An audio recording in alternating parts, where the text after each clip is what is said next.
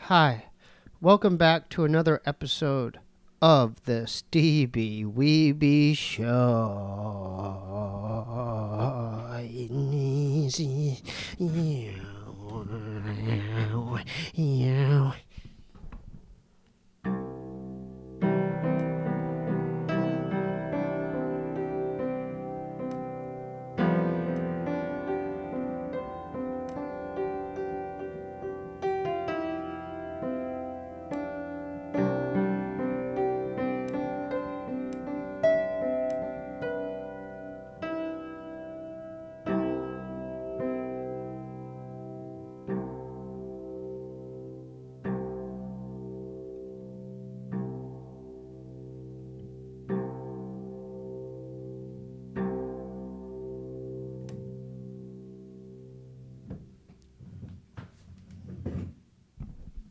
We have a very special guest tonight.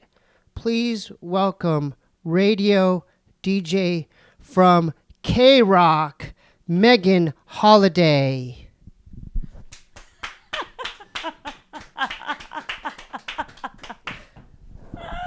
Did you like Love that? it. Is that weird? No, I loved it. Honestly, for me, the weirder, the better.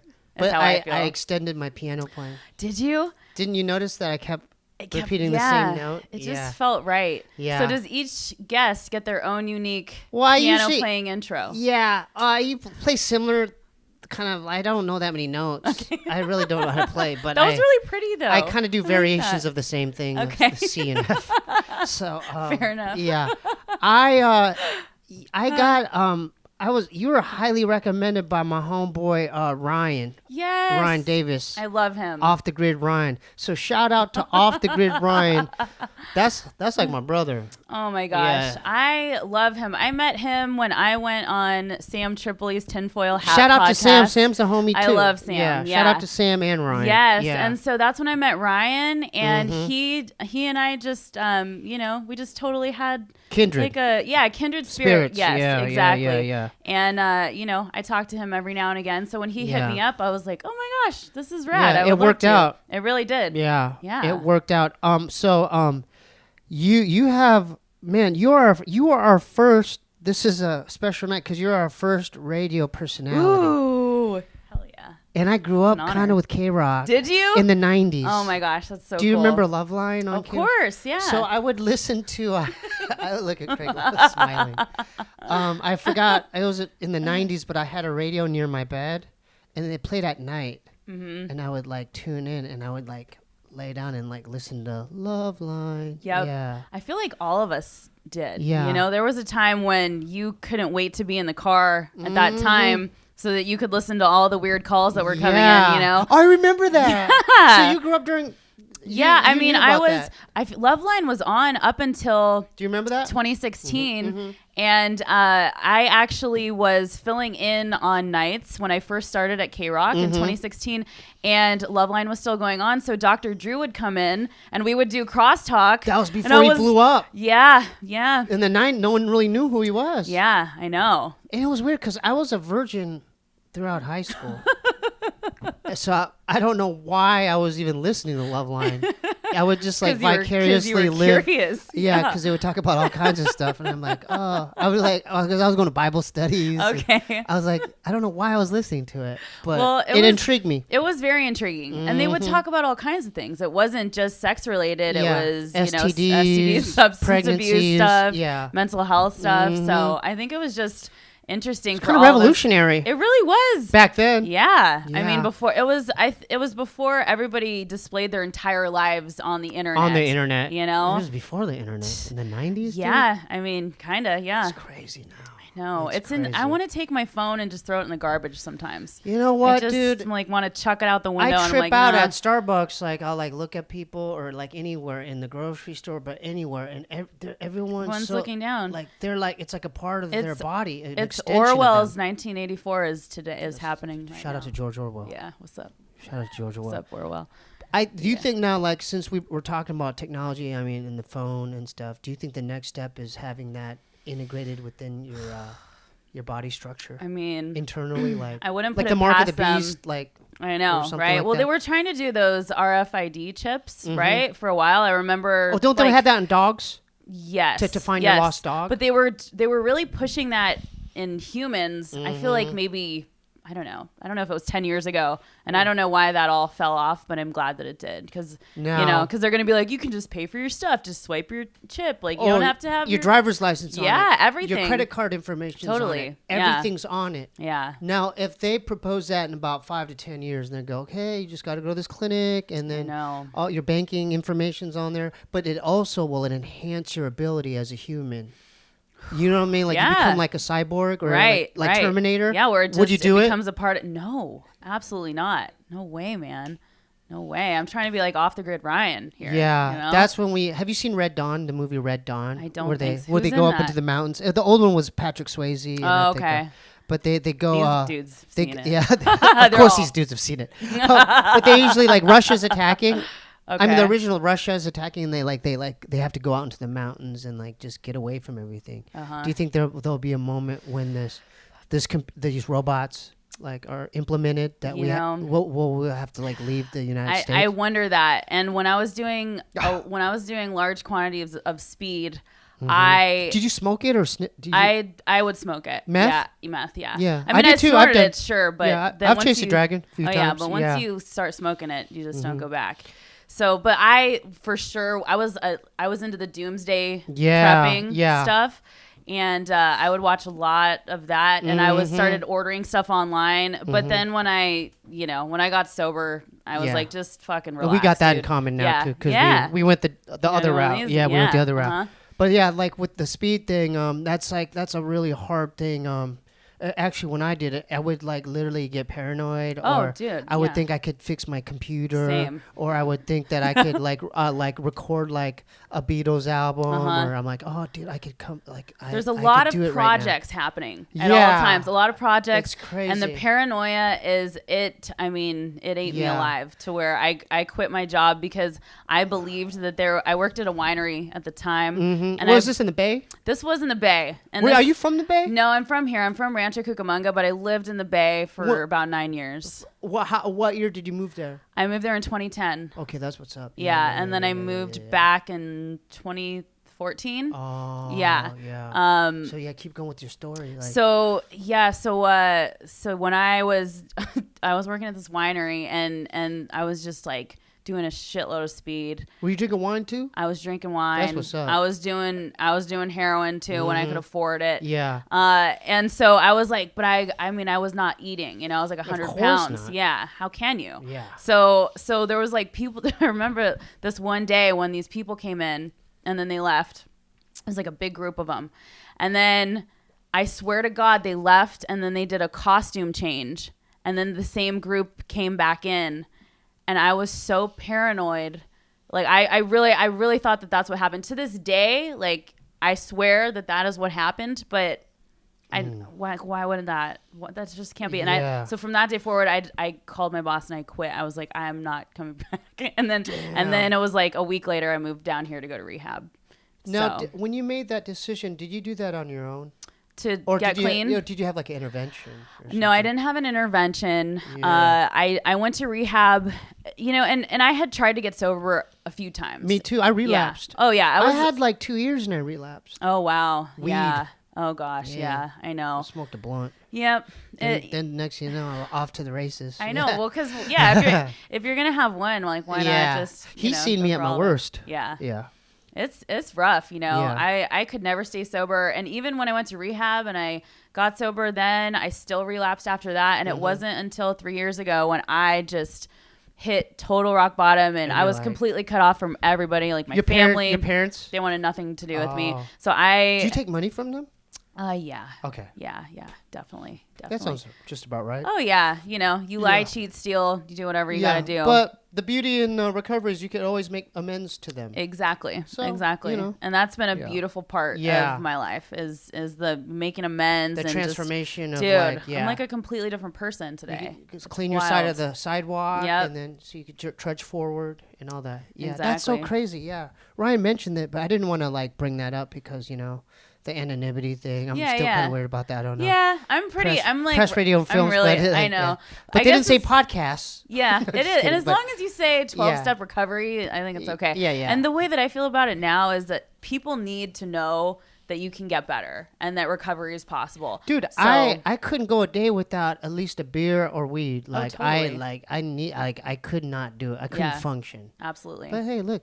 I know. Look at us now. It happens. I mean, it's not every day is the most fun day because like it's crazy in here. But we do the best we can. That's what's up. And we have the tools now to function. Exactly. And to live kind of like the right way. Yeah. The best we can. It's more about now living in the solution instead of being a victim all the time. I hear you. Every fucking thing, you know. I still have problems with that. I like to blame other people, but at least now I realize that I'm doing that. Yes. And, well, I do therapy too now. Mm-hmm. I see a therapist. So shout out to Dr. Choi. What's up? He's helping me every week.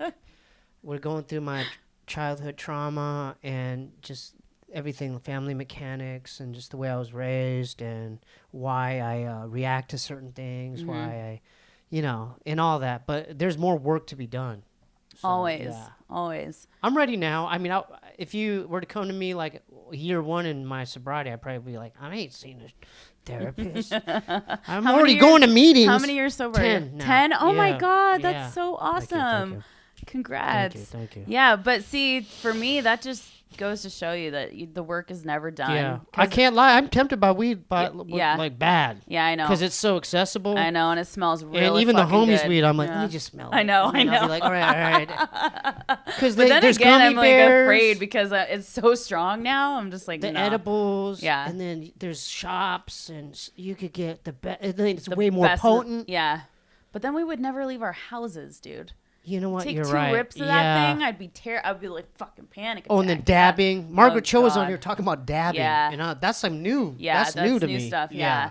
That's a next level. The gummy bears, like there's ones that look like little jellies. Yeah. And I remember a friend of mine took it's like a really small amount, and I hear you. She took like half of it. She slept on it. Freaked out. Yeah, she slept on the dosage. I guess you have to take like a really teeny tiny bit. I'm like, I worked at Amoeba in early 2000, and I was a cashier at first. Then they had me up in the warehouse.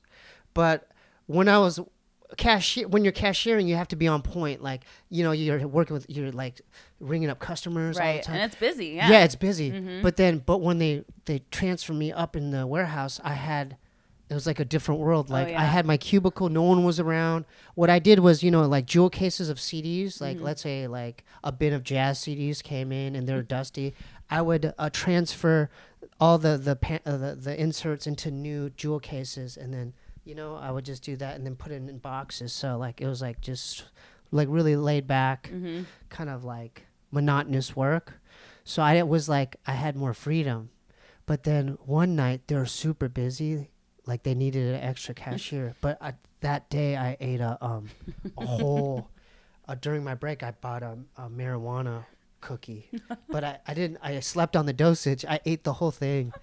And then they on the intercom they go, Stephen Lee, can you report to register 3? Stephen Lee, report to register 3. And then I was like, I felt like Freddy Krueger was after me. I was like, oh no, like, they call my name, and then dude, that like one happened. Of the owners, Karen, they kept looking. They had to look for me. Oh my They're God. like, Steve, we need you at register 3. Come on.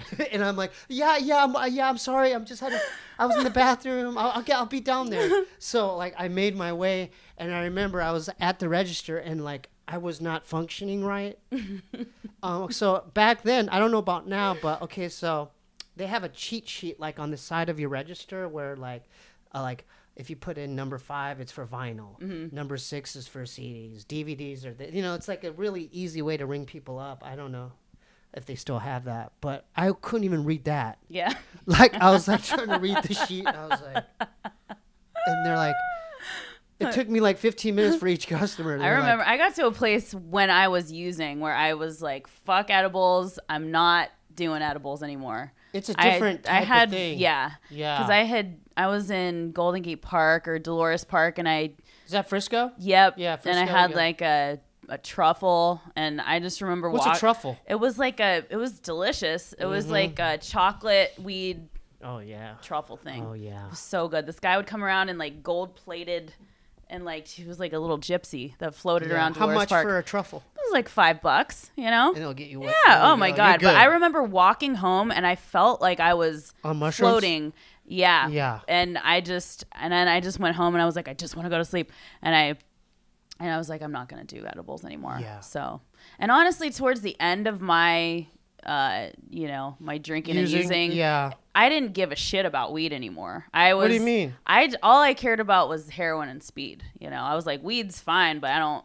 Yeah, you know, it's like I don't care about it. Did you shoot up? I did, but I wasn't always shooting up. I mostly smoked it. Oh, you smoked it. Yeah, because I don't like the needles, so I would make other people do it for me. And I also like to still be awake. Like I don't just want to like nod off. Like I like to have the perfect mix of speed and heroin. Yeah, so yeah. I would smoke it off foil. How do you get that balance correct? You get it. We find it one time, and then you're forever chasing it. Yeah, yeah. I used to keep a roll of foil under my car, the seat in my car. Have you seen that movie gross. Drugstore Cowboy? Yes, I have. Matt Damon. Dillon. Yeah, Matt Damon. Dylan. Is it Matt Dillon? Not Yeah, Matt Damon. yeah. No, Matt Dillon. Yeah, Matt not Dillon. Not Yeah. Matt Damon. Matt Dillon.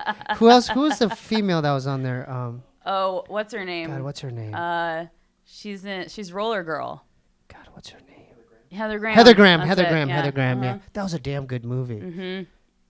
That was Gus. Damn good that was movie. Gus Van Sant. Yeah. Yeah. Mm-hmm. He did some good movie. Didn't he? yeah. He did Good Will Hunting. A couple other ones, right? Mm-hmm. Yeah, yeah. So did you? Let's go back to your. We're just kind of. Oh yeah, we're just going. This is easy. Oh yeah. Let's go back to. So you're originally from where? From Rancho Cucamonga, which is 45 minutes east. There's a lot of Asians in that community. Yeah, I suppose there are. Yes. There's a lot of Asian families. Yeah. Yeah. So The did IE. you? Inland The Empire. IE, yeah. Mm-hmm. So you went to high school, middle school. I went to high school in Glendora. I went to an all-girls Catholic high school. What was that like? St. Lucy's. You know what? I liked it. It was, wake up, throw on a uniform, no makeup, go to school. I got a good education. But what about like you're missing out on school dances? Yeah, dudes. No, but we had a brother school, Damien. So that's where the dudes were at, and that's I was Omen 2, Damien. Omen 2. That's crazy. And so I was hanging out. Movie. I was hanging out with the dudes. Yeah. Yeah. That's where the guys from Damien was where I started my drug extravaganza. Oh, you would really get high with it. Mm-hmm. Oh, yeah. Wow. It was fun times. Yeah. So, I could already tell not only at the fact that you work as a DJ for KROQ, but like I could tell you're heavily into music. Yes. Like, so when did you like what bands like did you like grow up with, and like what made you want to like work for KROQ? Well, I think for me, I was exposed to riding in the car with my dad going to school every day. He would listen to oldies. So I grew up listening to oldies, which I love. That's and what's honestly, still more now than ever. Yeah. I'm listening to like the Beatles and Allman Brothers Band and the Rolling Stones and all that stuff. That's really what I love. That's what's up. Yeah. But then, I got into pop music. So then I was listening to like Britney Spears and NSYNC and Backstreet Boys and all that crap. But what about Blink? Well, yeah. But then it was like Sublime and Blink and all that. And then it was emo time. What about Green Day? Oh, yeah. Yeah. I mean, I never got super duper into Green Day, but I've always liked them. Nirvana, yeah. For sure. Yep. Yeah. And so, sure. and then I got really into the emo scene and really into hardcore music. I really liked hardcore. Like a what? lot. Like punk, hardcore like punk? Screamo. Oh, yeah. Hardcore. Define Screamo. I'm not like really familiar. I don't know, like where like all the lyrics are just like where they're just screaming everything. Oh, right. Yeah. So I know that's not for everyone, but I loved it. I still have like a place in my heart for hardcore. And then Deftones as well. Deftones is my I did my favorite research. band. You did? Yeah, I did my research. Yeah. I knew. Yeah, it did. says on somewhere on Google that you're obsessed with Pee Wee Herman and the Deftones. Yeah, dude. Even my the back. Yeah, let's. You want to talk about Pee Wee or what's up? Yeah, I just want to show you my phone. I'm a fan. I can't really find it right now. Yeah, so fuck it. But anyways, it's on. I have a funny wallpaper. But dude, on there. Pee Wee's Big Adventure, dude. Come on, dude. That's my favorite. Do you remember Francis? Remember he ate with the the gum, yeah, with the or gum, in his dad, yeah. Francis, yeah. Who was the girl? Dee? Like who was the girl? one that Dottie? Yeah, Dottie. Yeah. Yeah. That's like, what year was that? Pee-wee's I don't know. Big Adventure. Was that like was it late 80s? I just remember, right? all I can think about is the music. Yeah, it's Danny Elfman. Yeah, Danny Elfman. And Oingo Boingo, dude. Yeah, it's directed by Tim Burton, too. Yeah. So I was raised with that Oingo breakfast Boingo. scene is fucking amazing. Because, Yeah. okay, let me tell you, I didn't know who Pee Wee Herman was until I was an adult. Okay? Yeah. I don't know what happened, but I didn't He watch. got weird. I didn't. Well, yeah, I remember hearing about that. Yeah. But wasn't he, okay, my question is this, wasn't he jerking off In a movie theater. but wasn't it like a porn theater? Yeah. Isn't that what you're supposed to do at a porn theater? Yeah. So I don't get what the problem is. You know, really. I think about that, or I've thought about that. Pee-wee, like, if you were to do that, like if I was Pee-wee, I would definitely at least try to put a shirt or a jacket over my genitals. I think I would just do it in the comfort of my home. Yeah. I mean. Yeah. You can't get busted. Yeah, that you way. can't. Yeah. Unless they're watching you through the But I think that was computer. at a time where it was almost right before it just started getting crazy, where famous people just were, now they're not able to go anywhere. Isn't that crazy now? The fabric of like what you can and cannot do. Yeah, it's weird. One tweet could destroy your life, or an Instagram post. And everybody's too sensitive now, and just fucking sucks, you know. What do you think about that? Like, well, God, I mean, honestly, I think everybody is too sensitive about everything, to the point that I am too afraid sometimes to say what I really want to say. So I just try, I'm just like, well, but that's why I like going out to the Comedy Store, and I like going to comedy shows. Oh, you know Frank. So we talked about Frank. Shout out to Frank. He was 2 weeks ago. What's up? And we play video games with Frank. And so, what are some of your favorite comics that you've seen there? So obviously I love your brother. You know, he's Bobby good. Lee's He's good. I'm a big Chris D'Elia fan. Shout out to D'Elia. I love Theo Vaughn. Shout out to Theo. He's been on here. Yep. Tony Hinchcliffe is awesome. Tony, I reached out to him. He agreed to come on here. Oh my God, I love him. Yeah. There's some great. What about Fahim? Mark Maron. Fahim Anwar. I don't know if I've seen He was on him. last week. You should Is check he him Persian? out. He's.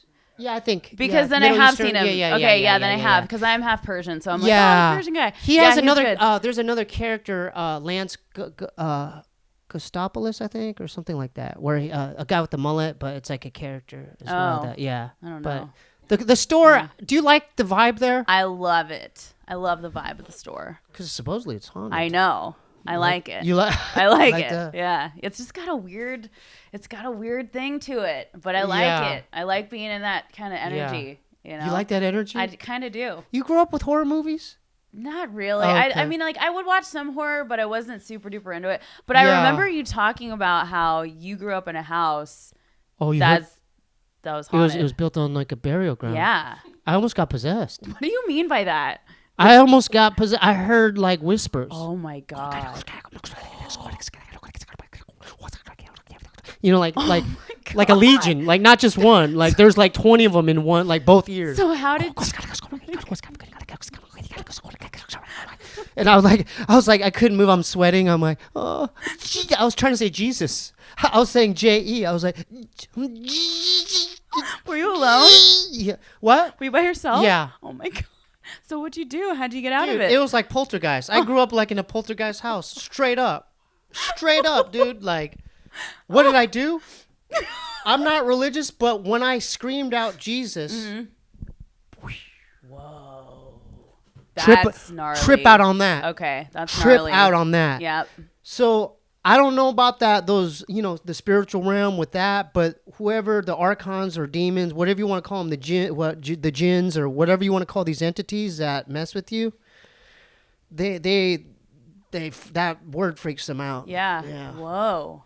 My brother, it was only on that side of the house. Mm-hmm. So it was like literally the garage was here, my brother's room, bathroom, my room, an extra room, like our study room, and then my parents' room was at the end of this long hallway. It was only on that side of the house. Because my mom and dad, when they used to park the car, my dad would like run from the garage. Oh my God. Yeah. Yeah, and they finally fessed up to it. Really? They live in Gilbert right now, but okay. I always bring it up. I go, like, tell me, like, what was up with that house? And they go, oh, yeah. They knew. So they, My knew. brother, they tried to possess my brother. The same thing happened, and he was literally, like, he had to run through the laundry room. Oh, yeah, that's right. My brother's room, the laundry room was right directly. And then there's the room to the pool. So laundry room, pool. And then he had to jump in the pool to get these cats, these demons or spirits off him. So scary.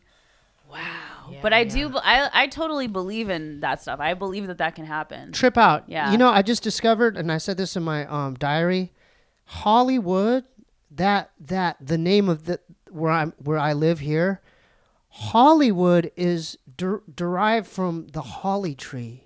And the holly tree is where they would make witches would make wands. Oh my God. So in a way, Hollywood could be called Holly Tree, but then it's kind of it's a metaphor. Metaphorically, they still through movies in cinema. Totally. They're here to put spells on us. Oh, absolutely. Yeah. Because I have a whole conspiracy on, like, I don't know how many years I want to be. I don't know if I want to leave. He's a good neighbor, but I don't want to, I wouldn't want to raise kids here. No, totally. Absolutely. Well, I remember when I had Sam Tripoli on my podcast, and he was talking about how he the knows energy. all about he knows all about this. Oh yeah, we talk about it. Yeah, yeah. And the energy in LA is unlike anywhere else, and it's so true because I'll drive out to my mom's house. She lives all the way out in like Hemet area, and it's like I'll get like a certain amount of miles away from LA, and all of a sudden I'm like, whew, like Yeah, you go out to Big Bear, you're like, oh, I feel cool. This is cool. Because there's I'm weird cool. energy in LA. Especially in Hollywood. Yeah, Hollywood's this weird. This is the place for spells. It's very vibey. Not only that, the Masonic imagery. Oh, yeah. And a reptilian imagery. Okay, so I'm not going to say the street, but you look at the Kodak Theater, the Jimmy Kimmel building. Yeah. Has a Masonic, Freemasonry was built on the hearts of men. And it's up there. No one talks about that. Across from there is that weird mall, and they filmed the Oscars there. Oh, okay. And there's imageries of Anu, like if you look at the yeah. statues, that's like reptilians, like when you're Egyptian. driving down Highland, there's all that Egyptian stuff. Dude, that's for a reason. Yeah, I know. That's for a reason. And okay, everything they do. Have you seen Jordan Peele's Us yet? No. Oh, you gotta see. Okay. Because in that movie, I don't know spoilers, but there's a big theme in that movie where there's a whole like society underground, underground, like yeah, like literally underground. Yeah. Going back to Hollywood, that's a whole other conspiracy. I mean, dude, I did a lot of speed. Yeah, I did a lot of research. But I did find a lot of stuff. But they're saying that there's tunnels underneath. Underground, yeah. That's why sometimes I'm paranoid because I don't know because I'm really close to the Kodak Theater. Yeah. I have a conspiracy that if those tunnels, I don't know how if they reach this far, it's literally only a few blocks up there. So sometimes I feel like when I'm getting like these kind of crazy thoughts, I think that these Masons are like putting spells or doing these seances. Yeah, well, there's definitely some weird stuff going on. So you don't think I'm crazy? No, not at all. People will they flag this on YouTube if I doubt if Jimmy Kimmel watches it? I think you have to be. I think you have to be really, really, really because look at Sam Tripoli. I mean, he says all this stuff. We talk about reptilians. Yeah, I know. So, but like, he's not getting flagged. Yeah. I think you have to be on a really high level for them to actually give a shit. Yeah, and if you're like, tampering with their stuff, they don't. They don't like that. What was that, dude? What was that? Was that like a Masonic sign? Yeah. Was that a... Oh, okay. I knew it. Yeah. I knew it. But we're going to make it. So, okay, you're going to see Us, though, right? Now I am. Okay. A lot of people are telling me to see it, and I'm not a big fan of seeing scary movies anymore, but I will go. I really will, because I loved Get Out. I thought it was brilliant. But check this out. You just said Get Out, right? Yeah. What was his first movie? Get Out, right? Yeah. What's this movie? Us. Get Out of the U.S. So if his next movie is, I'm warning you. I'm saying it now. If Jordan's a homie, by the way. No, really? Yeah, Jordan's a homie. Yeah, what? Jordan's the homie. Jordan's a homie. That's fucking awesome. We want Jordan on here one day. Yeah. Yes. Yes, please. If Jordan's next movie is entitled Now. then we move. We're in trouble. You gotta go. Now, pack your bags. yeah, you gotta leave, get to the airport. Go to Big Bear or go to Joshua Tree or wherever. What would you do? What do you think in all reality you would do if you had to just go? What would be your game plan? I don't trip on like money like that. Yeah, I don't. But I mean, supplies. Do you have? Dude, I would get a good hiking backpack. Okay. Well, you got to do I it would now. get like a North Face. You got to get it ready to go, man. You're right. You know what? I'm gonna go to Ray Camping Supplies at the Promenade. You got to stock up. You need a tent. Yeah. Oh yeah. So this is what I think you need. You need a canteen. You need a canteen. Yeah. You need the thing that you need matches. Purifies the water. Yeah, you need that. Yeah. Maybe a tarp would help. Because that's all that stuff I started ordering when I was. Oh, so you? I don't have the stuff, but I was. A lot of things got lost. I'm projecting, man. In the next 10 years, some things are really gonna start getting crazy. We'll see. Dude, Craig showed me something about just video gaming, about how it's gonna be next level, man. Mm-hmm. Like Oculus, where you like put it on your head. Mm-hmm. Have you seen like Lawnmower Man? Like is that John Carpenter? I don't know. Oh, okay, but anyway, like where you put the goggles on it, it's a world within a world. Mm-hmm. You know what I mean? And you're like, I feel like the futures are gonna be like, like that's gonna be the drug. We're talking about drugs. Like the drug is gonna be this, where like dudes are like not gonna try to find a girlfriend. Oh yeah, well they already like, don't. I got my people already don't. Yeah, it's already that way. They put gaming into the DSM for mental illnesses like addictions because... Oh, they did? Yeah, because people are literally addicted to gaming, and it's a big problem. Do you think it's harder for, like, let's say there's dudes in college, they live at the dorm. Do you think it's harder for them, if they're into that kind of thing, to find, like, a girlfriend? I think that people today have a hard time connecting in general. And I think that we all are so consumed in our own lives, mm-hmm. and it's a narcissist culture. And I think that when you're raised on, I remember being on like AOL, like AIM and chatting, but I was also on the phone a lot. And I'm really grateful that I didn't grow up with just texting, because my ability to be able to connect with people. We talked.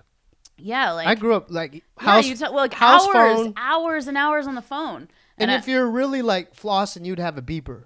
Yeah. Oh, I did. Oh, yeah. You did the pager code. Yeah. Oh, You'd have a beeper, and then totally. that was like, oh, that's next level. Mm-hmm. The beeper. Totally. But I remember payphones. Like I don't like to text. I don't like having text conversations. You can't tell the context. I've never been on a dating app because I'm like, I shop for shoes like that. I don't want to shop for a dude. Yeah. And then it's also this, oh, well, like it didn't work out next culture where I can get a better one. Oh, well. So it's like people they're not attaching. It's like they're together, but they're not necessarily attached. No, what do you mean? What do you mean by that? Attaching to what? I think a lot of times people have a boyfriend or girlfriend for show or for someone to do things with, but I don't know that there's necessarily a deep connection, that there's love happening. I think that there is for a lot of people. But I also think there's a population that they don't really. There's nothing below the surface. Yeah. So you mentioned you never have been on a dating app. I just can't do it. I can't. Why is that? I don't know, man. It's harder for the dudes, though. Didn't know what you think? I don't know. I have a girlfriend, but if I were to hop on now, it's like bad for Asian dudes. Like they're not even looking at the Asian dude. They're like, oh no. I'm just being honest. For the Asian dude on the dating site, good luck, dude. Good luck. They're not gonna look at you. I don't know. Unless you have bars of gold, like on a boat. Like, hey, I'm like Tommy Fan. I have a boat full. I got like 100 bars of gold. Then they'll look at you. Yeah, but that's sad because I'm not that girl. I'm not. I think for me, it's like I want to meet a dude in real life, and I'm stubborn. Organic. I want it to be organic, and I'm just like, well, if a dude doesn't fucking want to come up and talk to me, then fuck. Like But that's my main point, because of technology and the internet and phones. There's no skills. Dudes are cowards. I know. You know why? They don't want to feel rejection. I know. But life is about rejection. It is. You gotta feel that. That's what take the risk. Makes any great art. Right. If you get rejected, then I'm gonna write a song about it, and it's like, one of the best songs ever written, Totally. or oh, you're gonna break my People heart. are missing out on experiences that make you better and give you character, because everybody's afraid to be hurt, and it's this whole sensitive world that we live in where people are afraid to feel fucking anything. Yeah. And, it's like, what's the worst thing that's gonna happen? You're gonna feel bad for an hour. That's oh my it. God. That's it. But I have to tell myself that all the time, because Tell yourself it was what? like that it's okay to feel bad, because as an addict and you're alcoholic, human. Yeah. but we always were like, we let's internalize get fucked up, let's numb this, but that's kind of different because alcoholics or drug addicts, the thinking's already kind of skewed. well, yeah, to begin with. it's fucky. Like even till this day, like I think someone's plotting something or I'm looking at something, and then my girlfriend would be like, no, they just said this. I know. And this means We this. read way too deeply. And I go, into no, things. they're I know. after me. I know, but they might be, Yeah. So, yeah, right? But I already know that about me, that I think like not correctly. Yeah, I know. Same here. So I have to talk to I have to talk to him. I have to talk to my girl. I got to talk to 5 people. I know. Hey, listen, I was thinking of this. This guy said this, or this person said this. Yeah. Or they made the worst is the YouTube comments. Oh, don't read those, dude. Don't read those. You shouldn't. Trust me. They're gonna say it to this episode. Oh yeah, they're gonna talk some mad shit. But who it cares? affects. But they get. We don't know these people. I know, but they get real personal. Oh yeah. Oh yeah. Oh, you can't read those Steve anymore, dude. Oh, good. But at least they're commenting. Mm-hmm. At least you've made some type of effect on them. Because it frustrates me though, because dude, this is like a free show. You can't be liked by everybody. This is a free show. Yeah. I'm giving them free content, right? But they're still not satisfied. They're like, they're never gonna be satisfied. Look at the most talented band or the most talented actors and the most successful people. No one is ever satisfied. People are mad at the new iPhone because of this. No, but I'm not like that. Okay, like if I watch, because I don't watch my own stuff. I post my own stuff, but I watch other podcasts. We're going to get into your podcast, by the way. Yeah, totally. But I watch other things. Whenever I watch, I never comment. I'll give it a thumbs up. Yeah, totally. But yeah. But I'll never comment on anything. Yeah. I'll appreciate what I'm watching. I'm like, oh, this is cool. And I'll just go to a different video. Yeah. But, in a way, those comments are good. They're a good thing. Because, why? It's like what is it? There's no such thing as bad press, just let them talk, because at least so they're you're talking saying even about, if it's negative emotion, it's good. They're giving you something. They're giving you something, and you've struck a chord within them. So it's better for them to be feeling something than nothing, because nothing. I was talking to Billy Corgan, and he said that nothing is worse. Smashing Pumpkins? Yeah. Oh, that's what's up. I grew up with Siamese Dream. Worse than apathy. Apathy is the worst thing. That's what you don't want. And you talked to Billy Corgan? I did. The Smashing Pumpkins played Acoustic Christmas this past year, and my friend Jimmy manages them, and I was like, dude, can I please meet Billy Corgan? So I'm going to ask you I'm going to throw this question out. Do it. I have my one favorite song that they've ever done. Guess what it is? It's off Siamese Dream. Oh, God. I'm not going to be able to guess It's something that you could put on a sandwich. I don't know their discography Mayonnaise. well enough. Mayonnaise, okay. Was there a song called Mayonnaise? No. Not that I honestly couldn't tell you. I couldn't tell you. Hold up, man. You're like, it's my favorite I was song. so confident. And it's mayonnaise. Is there a song called Hey, look up Siamese Dream. Is there a song called Mayonnaise? I honestly don't know. Smashing. I'm a terrible Pumpkins. radio DJ, but. Smashing Pumpkins. No, it is Mayonnaise, I think. Yeah, Mayonnaise. Yeah, there it is. Damn good song. Mayonnaise. There it is.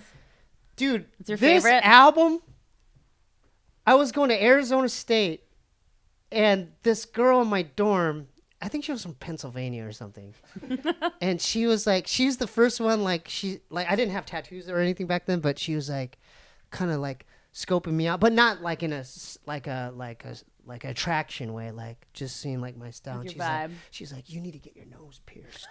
I go, really? She's like, dude, you're going to look so cool if you get your nose pierced. Come to my room tonight. I'll do it for you. Oh, my God, And so she would I remember her sticking an ice cube on my nose. And she's like, just relax. You're going to look so cool. You're going to be cool. It's like from a movie. like I'm thinking, I'm going to be like James Eha now. Like, I'm going to be like a member of the strategy. Totally. Yeah, I was thinking James Eha. Like, oh, that's me.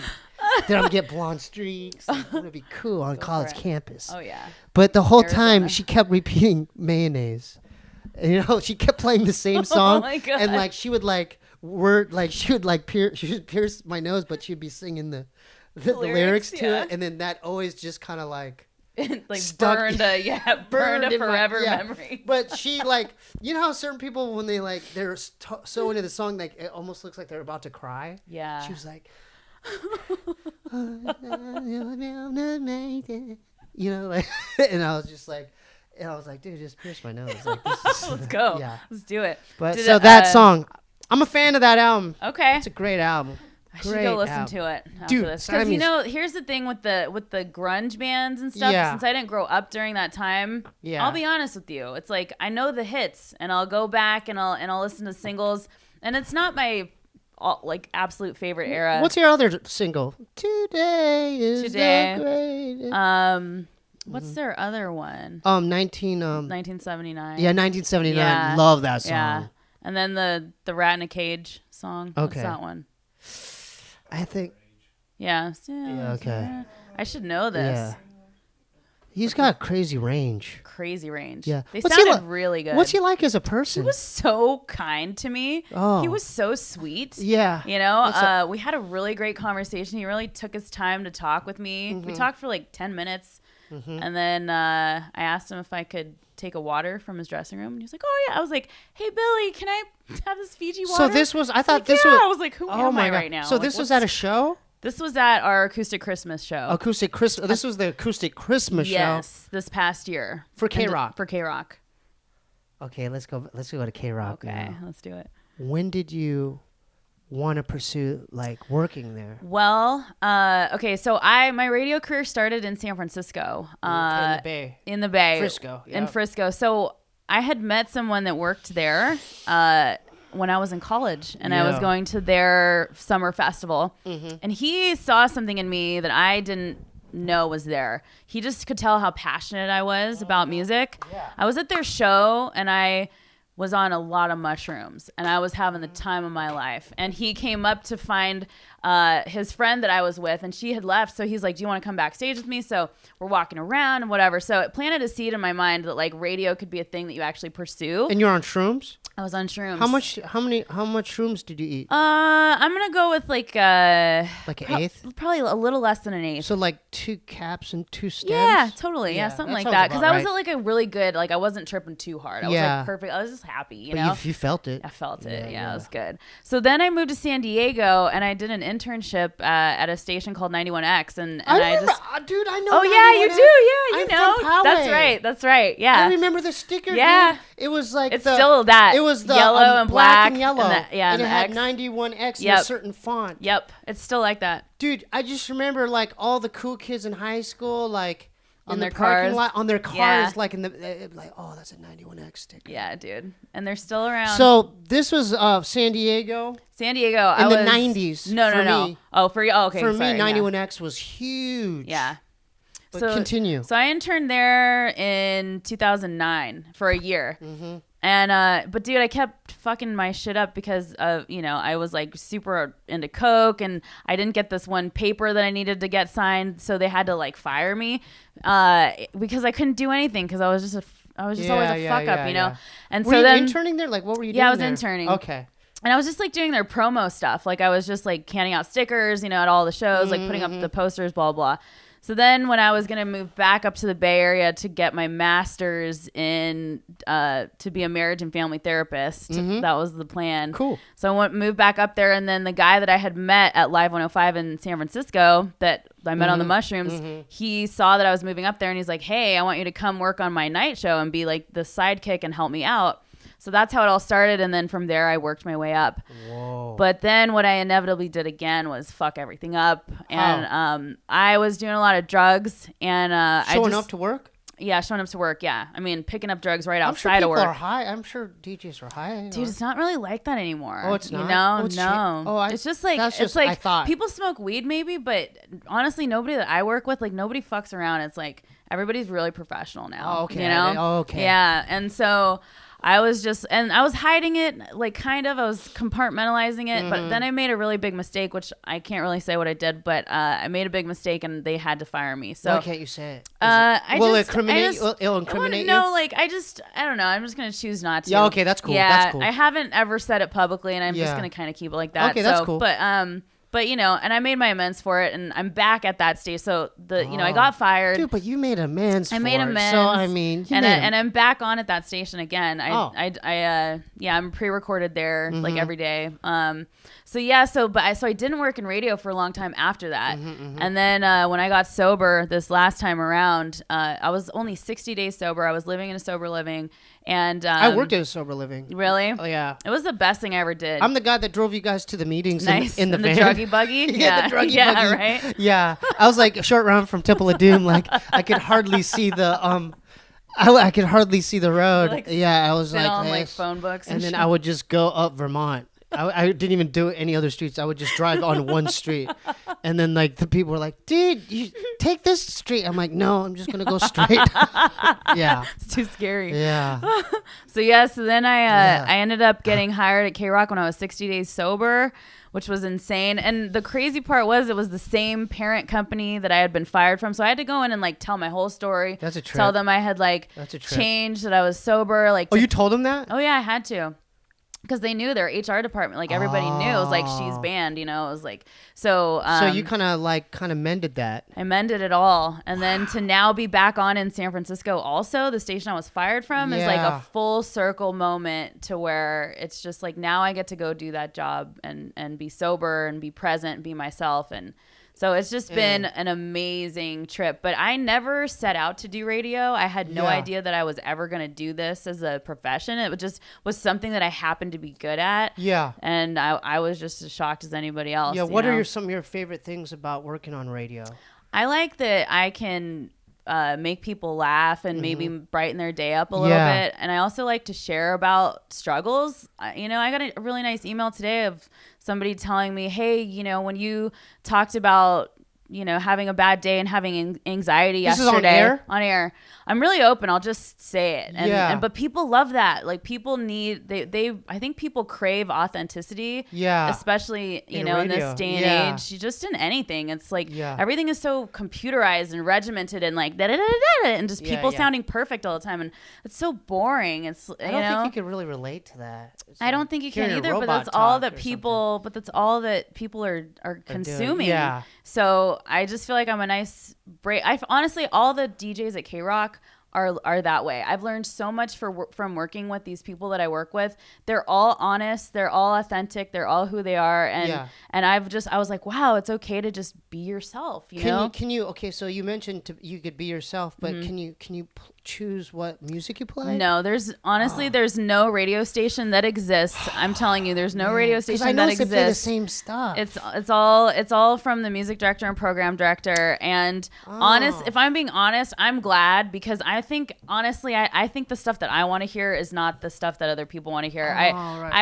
It's honestly kind of a relief, because I just don't know that I don't know if I'm getting older or what it is, but I think my tastes are a little bit different than the average person. Do you guys play dad rock? Dad rock? No, not. I mean, unless like maybe Pearl Jam, is that dad rock? Yeah, Metallica? the Police. No. We play The Cure, Depeche Mode sometimes. You gotta play The Cure, dude. Yeah, Dramarama. Sometimes. Yeah. Depeche Mode. Yeah. Oh yeah. Mm-hmm. I went to Music for the Masses. I went to that concert in 8th grade. Oh my God. My mom drove me you to rock. that. You know what's up. My mom dropped me off. Yeah. Got a cool mom. I had Martin Gore's. I had all that in my room. Yeah.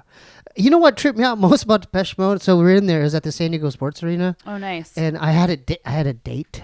And I was embarrassed because my mom was driving us, and I made my mom drop us off on the side of the sport. I go, drop us off here. Yeah. No. She's like, oh no, honey. I go, no, drop me off here. And then I remember like, God, I forgot the girl's name. But I remember running in there, and they just, we had probably like cheap seats like we're in the back, Yeah. but then I wanted to look at the instruments. And it was literally just like 4 keyboards. It was like a keyboard here, a keyboard here, a keyboard here, and like Martin Gore or David Gahan above there. And I'm like, and that's when I realized like, oh, like that keyboard produces the sounds, the stuff that I like. Mm-hmm. Like even the guitar sound, I was like, oh, the keyboard's doing that. Okay. It like it made me think of music differently. Like pulled back the veil. Yeah, but now it's like people like that's like all your it laptop like hitting it's insane. It's insane. Yeah. Now, are you guys as far as when you say it's like programmed, so it has to go through like a parent company or like no. It's just that every radio station has a music director and a program director who choose what songs are going to be added to the playlist, and they curate the playlist for each day. So they now, oversee are they everything. all like artists from major record labels, or are there independent artists? I would say the vast majority are from major labels. Yeah. Every now and again, you do get the band that will slip in there, like Fiddler. Shout out to Fiddler. Yeah, Fiddler. But even then, it's. I think that they have a really great management team that knew how to set the meetings, because the fact is, you need the song to be heard by the program director and the music director, and it. Yeah, and the only way they're gonna hear it is if you set a meeting with them and you sit down and you play the song for them, because they're busy, and out of all of the thousands and thousands of artists, I mean.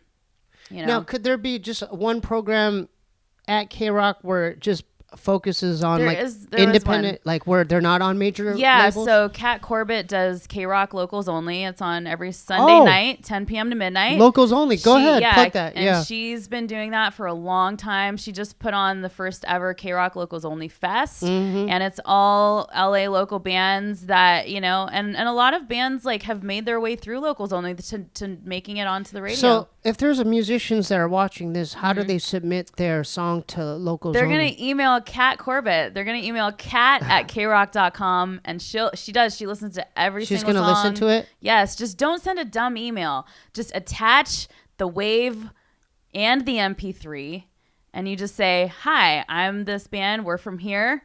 Here's our single. Hope you like it. Thanks. Yeah. That's it.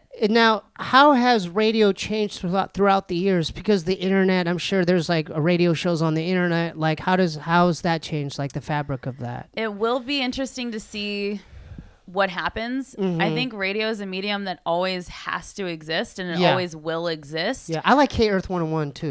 They're in our building. They're an Entercom station. K-Earth 101. Los Angeles. Yes. Yeah. So we have K-Earth, The Wave, Jack FM, AMP, and KNX and KROQ. We're all in the same cluster. That's cool. Yeah, so K-Earth 101's down the hall. Oh, that's so cool. Yeah, I love that station. You know?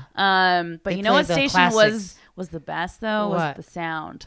Oh, I don't. 100.3 the sound. It was like classic rock. Oh, yeah. They play the Stones and everything. Yeah, all that stuff. I love the sound. Yeah, but do you remember that? So, oh yeah, that's right. Yeah, Pirate Radio. Oh. Yeah, and now it's a Christian radio station. That's crazy. Yeah, so that's crazy. So yeah, like I don't know how the landscape's gonna change. I think I guess my advice to an artist is like don't go into making music don't go into trying to get on the radio. Just make the best songs you can, build your core audience, build out your fans, tour, make great songs, and then, that will all speak for itself. You want to be like, because sometimes it's like you can't get out behind the shadow of the hit song that you make to where then if you don't ever make anything that good, like people are just not interested anymore. You want to just build your fans from the ground up. Can bands make it without being heard on the radio? Absolutely. Oh my God. Yeah. I mean, I'm sure there's so many, thousands of examples. Yeah. So do you think we're in a place now as far as the internet where you could kind of like bypass that, where you could like just make a music video, put it on YouTube and then like, and do it that way? Absolutely. Yeah. Yeah. But there's something about the radio that kind of like solidifies it. Oh, of course. There's nothing, like if you're on the radio, there's nothing it's else like it. There's something about the radio. And it's when people would, get their requests played, I mean, they would get so happy because everybody is hearing the song that they picked and that they wanted, so there is something special about radio. Absolutely. Yeah, absolutely. There really is. There is a magical element to it. And I think it's like we're all connecting and we're all vibing at the same rates at the same time. Yeah. So that's, it's like we're universally connected because of that, Yeah. So do you think that radio will like in the future will be so different, like where like there'll be different ways to like listen to it, or like different ways bands could submit their music to it, or could there be a radio station where just people create and like they could just get on to promote their own stuff? Or I don't really know. It's like that remains to be seen. When I first started, the first show that I was on in San Francisco was the first ever user-controlled show. It was called The Free For All, and we partnered with Jelly Radio, where people would go online and they would vote on the songs that would get played on the radio, and part of my job was being in the chat room and getting all of us to like rally around voting the same song on, getting it on. And that was in 2010, and the problem I think was that we didn't have an app for it yet, so people had to be on their desktop computers, and so it didn't last. Like it lasted like I think a year. Yeah. And it was really cool and it was really fun. Mm-hmm. But I think that I don't know. It's a lot of chaos, and what ends up happening too is when we take risks on these lesser known artists, our ratings go down, and so what we come to find out is that people want to hear the hits and they want to hear the same songs over and over and over again. Because but there could be a hidden gem somewhere. There could be, you know what I mean? But people are so programmed that they don't. Oh, it is a music program. Yes.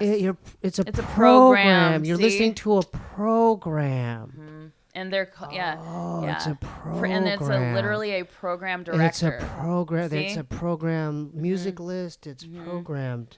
It is. And there is a science to it. Yeah. And so, when you're hearing the same songs at the same times a day, like if you're really like astute and you notice that stuff, it's because it works. It's because we get the ratings back. Yeah. Do you play Cardi B? No, we're alternative rock. I'm sorry. But Cardi B is played on AMP, which is right down the hall. Yeah. Okay. What's your take on Cardi B?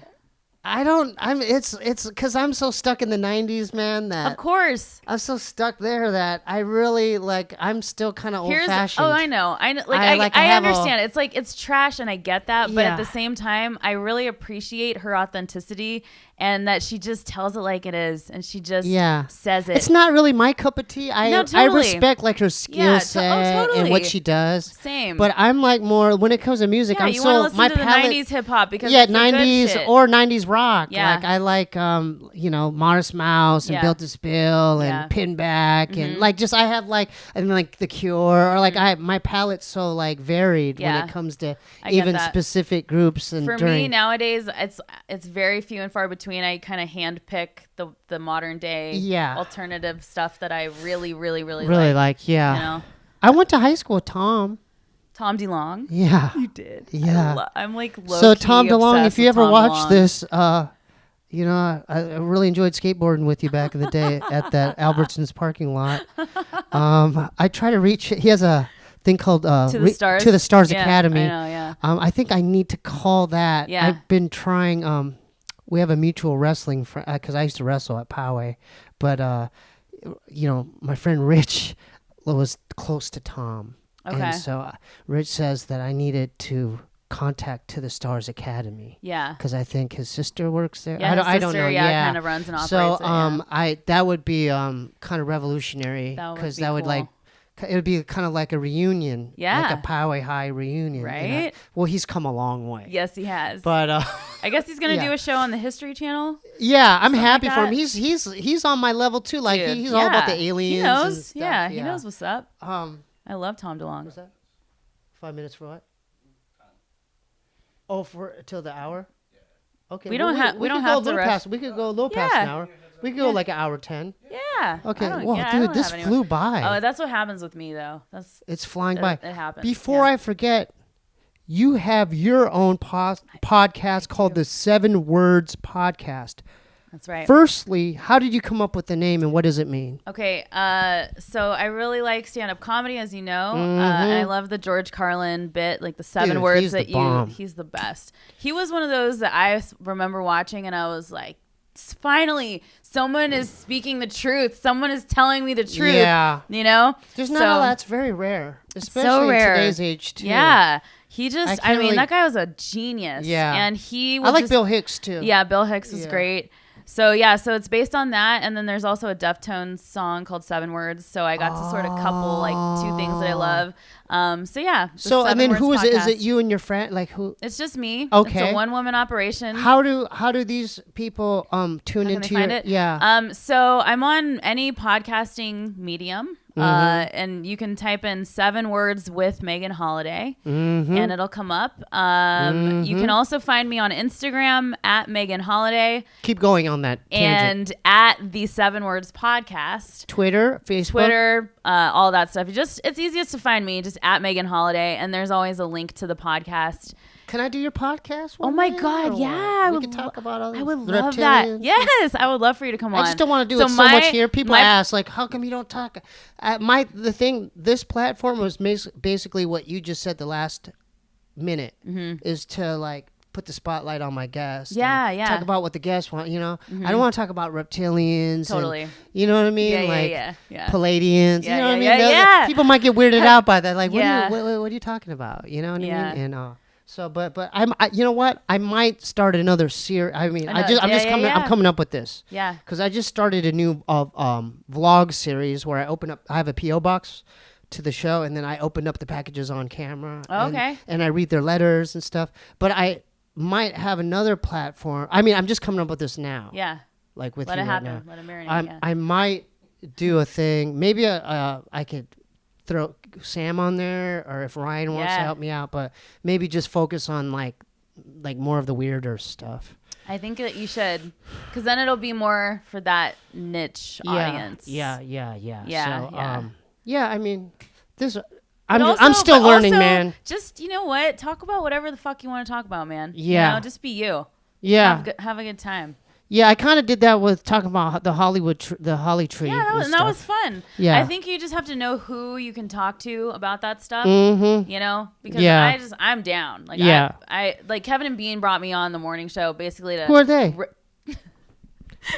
Kevin and Bean morning show on KROQ. Oh, okay. Yeah. Sorry. Kevin and Bean. I'm sorry. So they brought me on to basically rip me a new asshole for being a conspiracy theorist, but it was hilarious. And but you're on that tip too. Oh yeah, I love it. So I didn't know that you're on that tip. Oh yeah.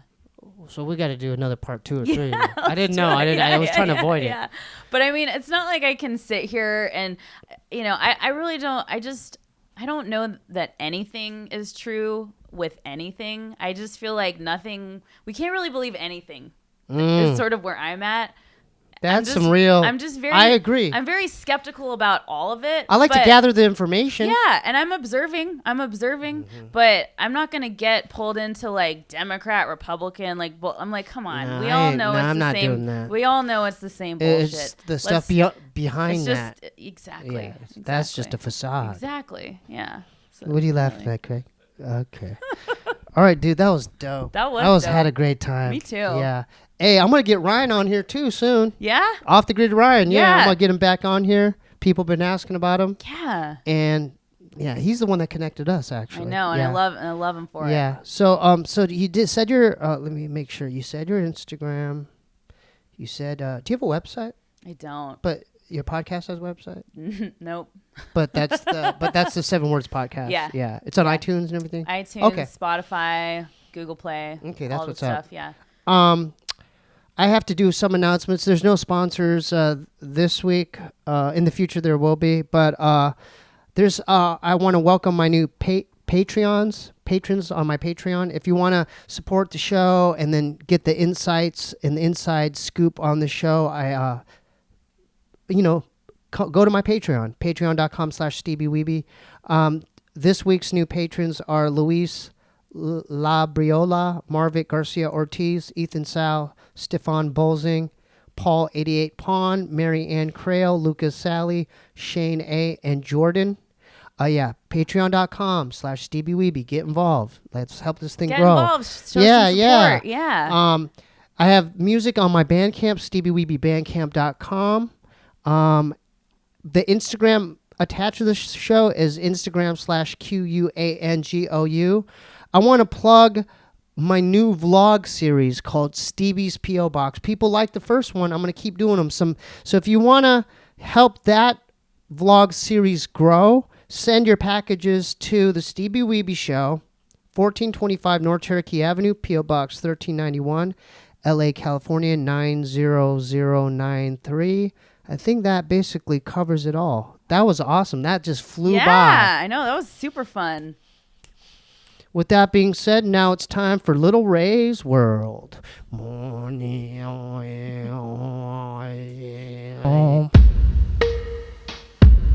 Welcome to Little Ray's World Show. All I gotta say is kids' minds must grow. I got abducted by some aliens dropped in snow. Whoa. Stuck into a world I do not know. So join me in adventures now. And I promise not to have a cow. My name is Little Ray. Hey, hey.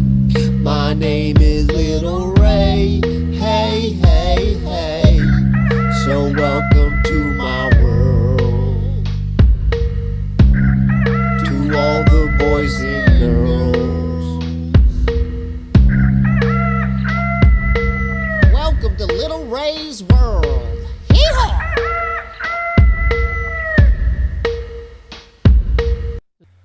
What's that smell, man? Oh my God. Looks like a goddamn cheeseburger, man. Hey, buddy, what's going on?